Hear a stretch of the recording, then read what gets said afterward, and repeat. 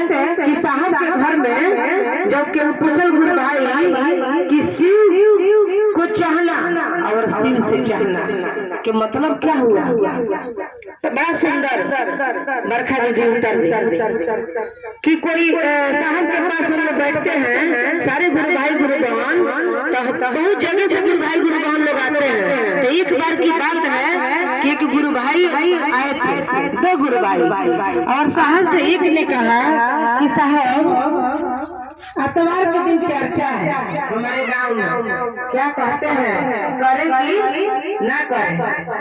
तो साहब बोले कभी रुक जाइए, नहीं साहब बोले कि ये तो कोई आदेश नहीं है, आप तो चर्चा रोक के आए हैं, आप हमसे पूछ रहे हैं कि हमको आदेश दे रहे हैं।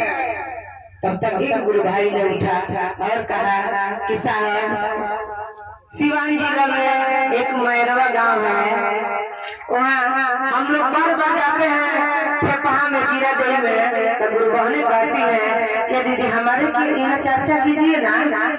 तो साहब क्या कहते हैं वहाँ एक चर्चा हम रख दें?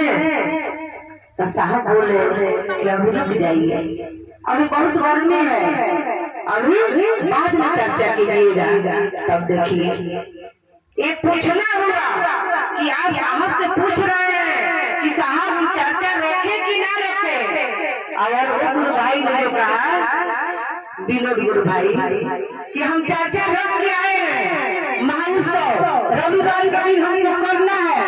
साहब क्या कह रहे हैं? साहब बोले कि आप हमसे पूछ रहे हैं कि आदेश दे रहे हैं हमको, तो जो आदेश पर नहीं है वो रोक के जाएगा, और साहब के बात सुनेगा, दीदी के बात सुनेगा, लेकिन करेगा अपने मन का, क्योंकि उसको तो बिजनेस बनाया है, उसको पैसा कमाना है।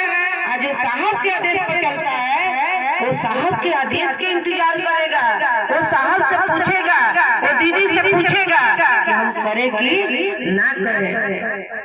तो हमको और आपको भी अपने साहब को, अपने दीदी के आदेश पर चलना है। तो हम लोग को पूछना है, साहब जो कहे हैं उतना ही करना है।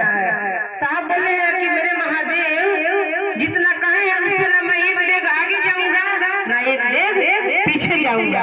तो हम और आप भी महादेव के चेला हैं, तो हम लोग भी संकल्प लें कि साहब आपने जो कहा है वही हमारे लिए आदेश है, वही हमारे लिए कानून है, वही हमारे लिए सर्वोपरि सब कुछ है। और साहब है तो सब कुछ है, साहब नहीं है तो कुछ भी नहीं है। तो हम और आदेश करके देखें कि गुरु के आदेश में कितना ताकत है।